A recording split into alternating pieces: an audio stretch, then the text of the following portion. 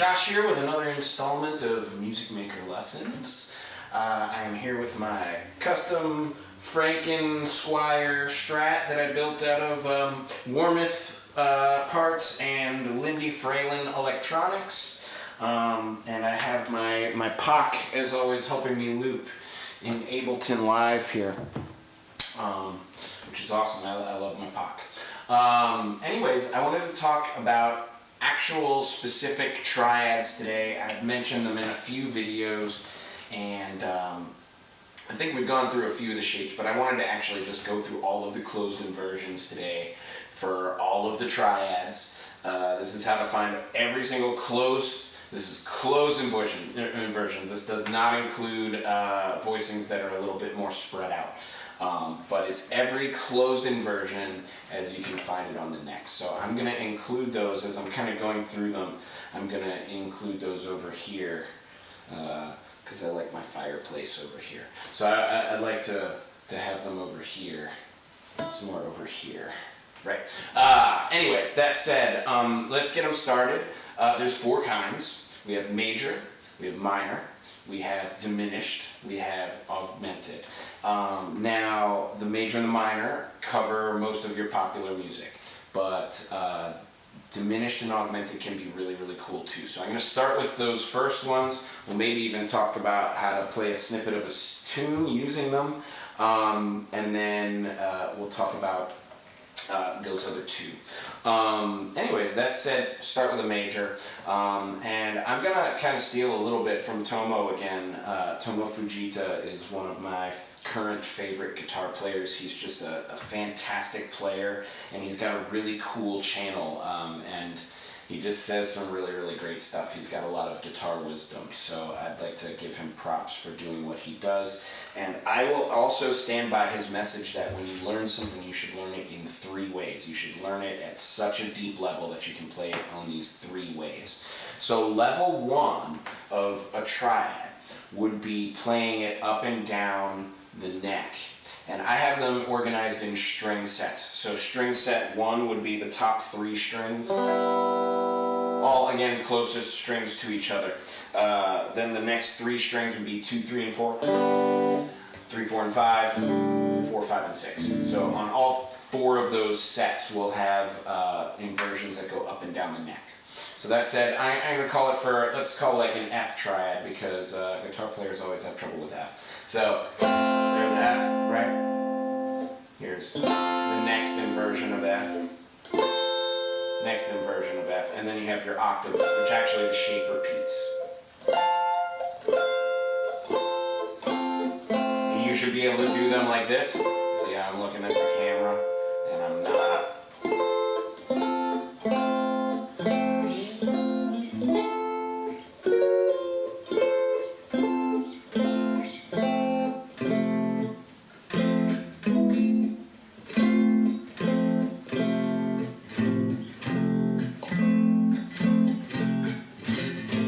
Right? So you have them on that level where you don't have to look at the guitar to be able to do it.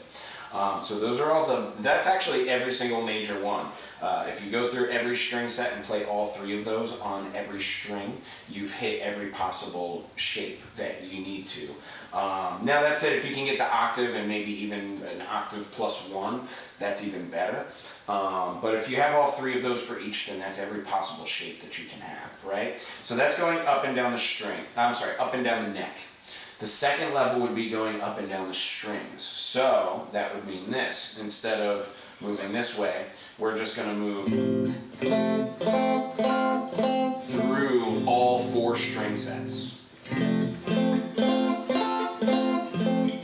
I'm doing those pretty quickly, but it's here, then it's here, then it's here, then it's here.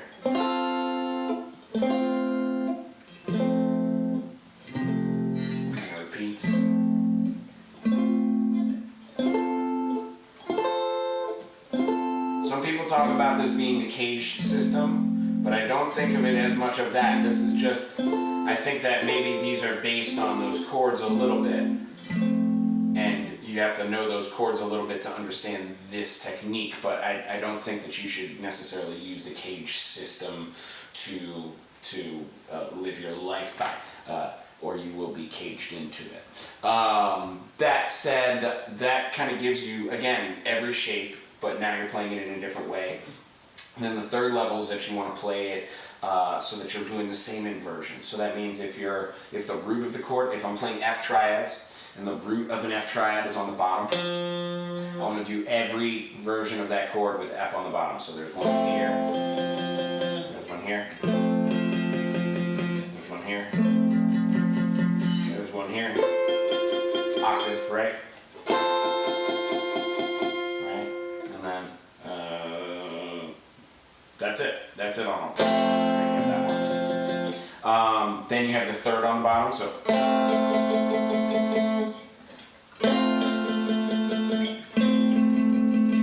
They sound a little different, which is cool because maybe I want that color that happens on this really high on the neck but low strings.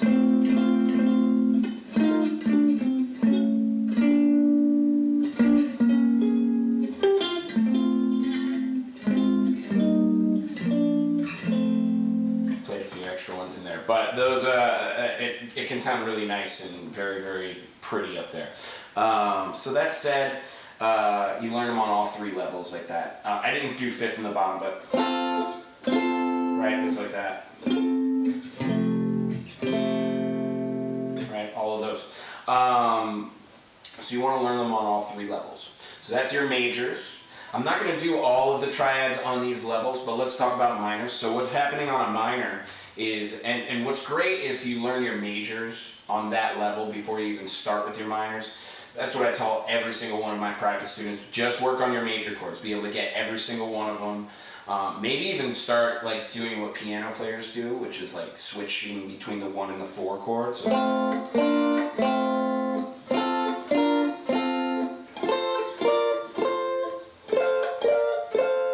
Right? And then do that here.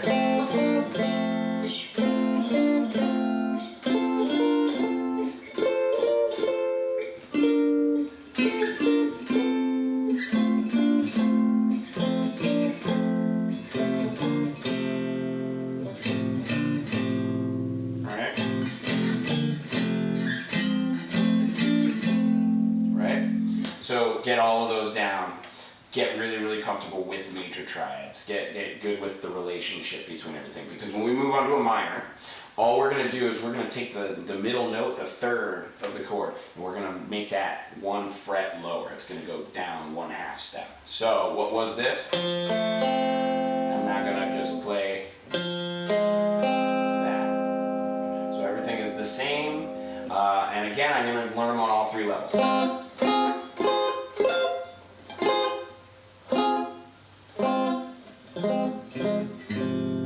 Right?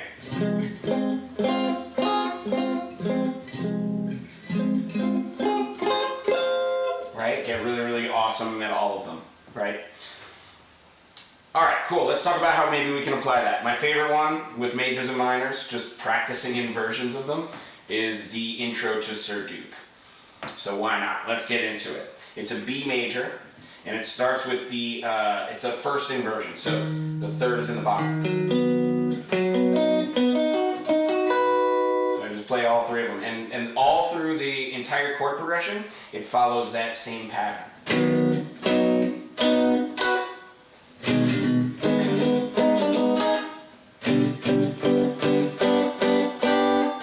Until the F sharp chord. So it's B major, G sharp minor, G sharp major, F sharp. And when we get to the F sharp, you can just play the last high one. So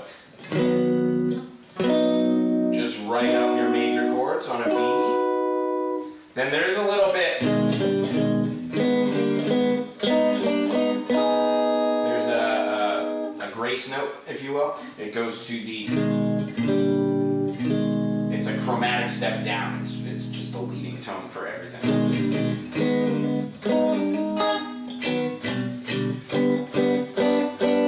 And then if you want to be fancy with it, you can get your whammy. Right? That sounds a little more like the horn part.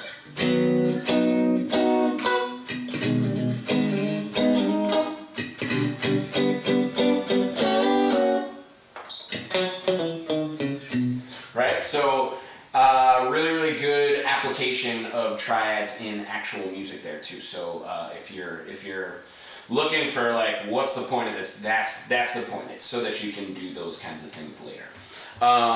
Anyways, that said, let's talk about those other two kinds of triads. There's diminished chords and there are augmented chords. Now I'm going to start with the augmented chords, even though I actually tackle them, I actually usually do them last in my lessons, but I'm going to do them first here because what's really cool about them is that they're completely symmetrical. So what happens is this, on a major triad you get a 4 fret distance and a 3 fret distance, just between your notes starting root, 3rd, 5th, right?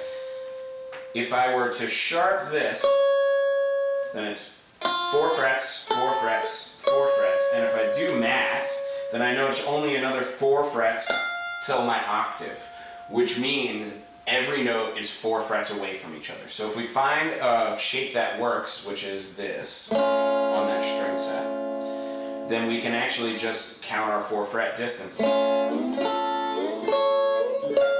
those are all the same exact chord, just inverted. So that's, and I'll even go through the notes in order there. So that's A natural, C sharp, F, right? Then we have C sharp, F, A natural, I'll say the same thing, F, A, C sharp, and then we're back at the octave, A, C sharp, F, right? So they literally are just the same 3 notes. So that would be going up the strings.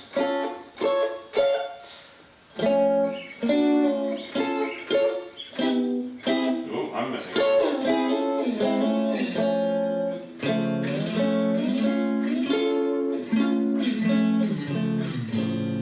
Right? So just 4 fret distances all the way around. And then you can do those this way.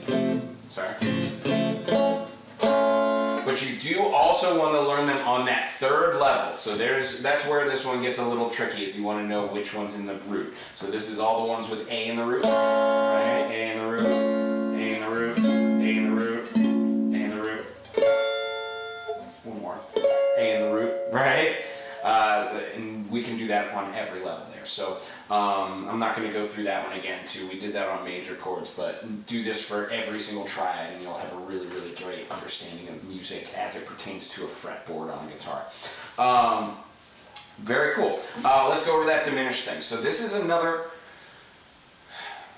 often mistaken for symmetrical chord, and let's go into why that is. I think it comes down to, again, that's the spatial relationship. So here's what happens. On a major chord, you have a major 3rd and a minor 3rd, right? On a minor chord, you have a minor 3rd plus a major 3rd. On a diminished, we're going to lower this last major 3rd to a minor 3rd. So that does become symmetrical in a way. But here's what happens, is if we add another minor 3rd, this note is a 4th note that's not in the triad. That would be what we call a diminished 7. So when you're playing a diminished 7 chord, it's absolutely symmetrical. When you're playing a diminished triad, it is not. There's no 7th implied. And they can be used for a lot of things. It can be used as actually a diminished chord. I don't know if anybody's noticed from the page over there that I put the diminished chords on, but this shape is very close to just a regular old open D7. Oh wait, D7 is actually F sharp diminished triad with D in the bass. Right, okay, so diminished triads can have some application there too. So it's I think pretty important to understand them, but to also understand that that 7th is going to create possibly a spicier note. So to beware if you're doing that has a very, very specific purpose, and I think does really nicely, but maybe not if we're playing. Here, I'll try that.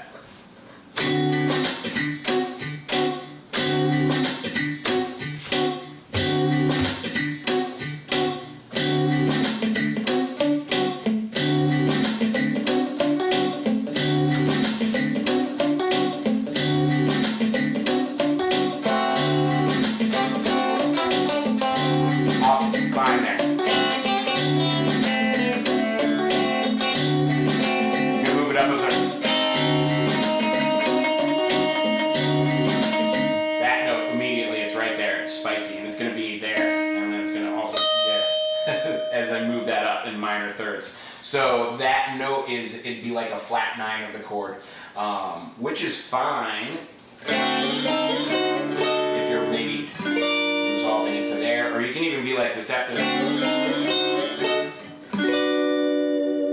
right, and do like a major chord at the end of it. But I think that when you do that specific thing, it has a very specific purpose, which is to create even an extra tension. And on a diminished triad, you might not necessarily have that purpose. You might be playing a diminished triad with something cool and funky in the bass, and then all of a sudden you're just doing really cool diminished triads.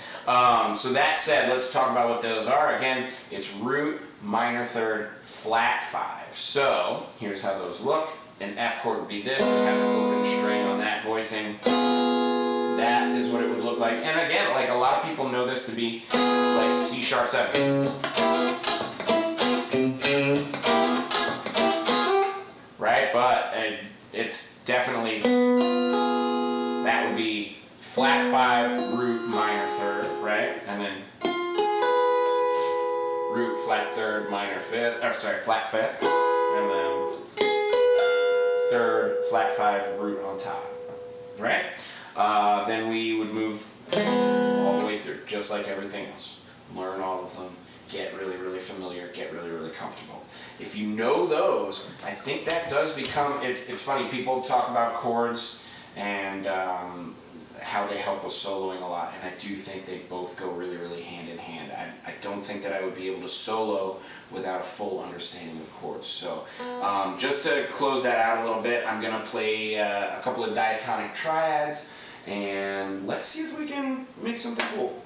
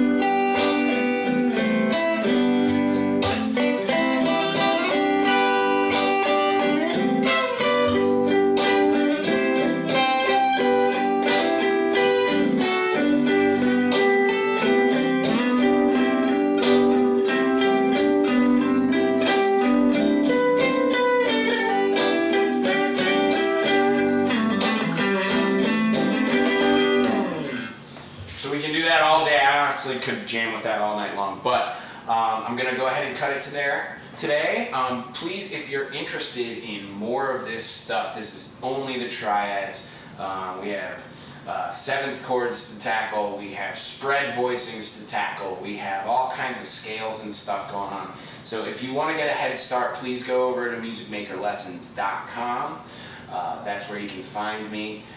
If you go ahead and sign up, I'll even send you the packet for free, and most likely we can even set up an online lesson about it. I'm not sure what's going on with all of that with our new current reality here and the coronavirus and everything that's going on, but if you set it up there, I think I currently have some time, so go over there and get it while it's there, and we can maybe set up a lesson and get you the information that you need. Otherwise, tune in here. I'll be trying to do a little bit more of this packet every week until we can get the whole thing done. And then once we get the whole thing done, we can maybe even talk about like some other stuff, like how to develop motifs, or maybe how to put together a chord solo, or maybe some different improv techniques, or some stuff like that. So please, if you like what you're learning, if you like what we're talking about, leave a message. Maybe tell me what you want to learn about next. Maybe you want to skip to one of those things before we get through the whole packet. Whatever you want to do, let me know. Just leave it in the comments, like and subscribe, and I will see you next time. Thanks.